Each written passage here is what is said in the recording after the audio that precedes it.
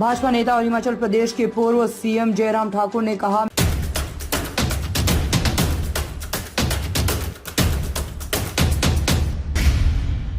मैं पीएम नरेंद्र मोदी को लगातार तीसरी बार भारत के प्रधानमंत्री बनने का ये ऐतिहासिक रिकॉर्ड बनाने के लिए बधाई देता हूं। उनके काम, उनकी मंशा और उनकी मेहनत को लोगों ने स्वीकार किया है। एक बहुत ही संतुलित मंत्रिमंडल बनाया गया है। सभी एनडीए सहयोगियों को समायोजित किया गया है। हमें हिमाचल प्रदेश की सभी 4 सीटें जीतने का भरोसा था। कांग्रेस का मुख्य फोकस मंडी सीट पर था और पार्टी ने वहां चुनाव लड़ने के लिए अपना सब कुछ लगा दिया, लेकिन मंडी में हमारा संगठन मजबूत था जिसने हमारी जीत सुनिश्चित की। मैं मोदी जी को बहुत बहुत बधाई देता हूं कि लगातार तीसरी बार देश के प्रधानमंत्री बनने का एक रिकॉर्ड उनके नाम पर स्थापित हुआ है। हमारी ओर से शुभकामनाएं हैं और ये इस तरह का दृश्य पूरा देश जो है वो लगभग 60 वर्षों के बाद देख रहा है कि एक व्यक्ति लगातार तीसरी बार प्रधानमंत्री बने। स्वाभाविक रूप से उनके किए हुए काम पर देश ने मोहर लगाई है, उनकी नीतियों पर, उनके परिश्रम पर। जहां तक वर्तमान सरकार वर्तमान सरकार बनी है, इसमें मैं यही कहूंगा कि बहुत संतुलित मंत्रिमंडल का गठन हुआ है जो पिछले कल।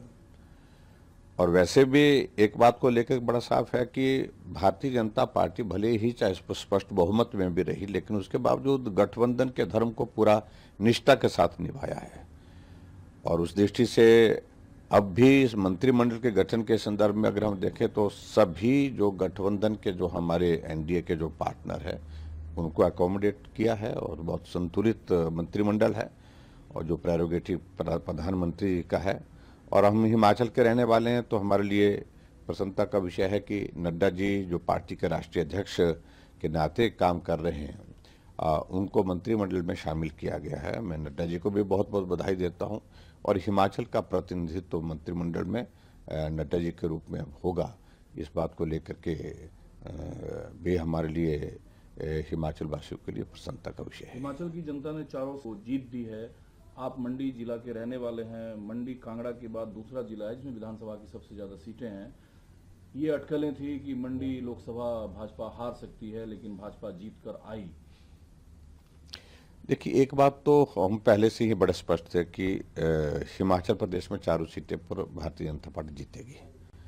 2014 में भी हम 4 सीटों पर जीते, 2019 में भी हम 4 सीटों पर जीते और 2024 में भी हमने यही कहा था कि 4 सीटों पर जीत होगी।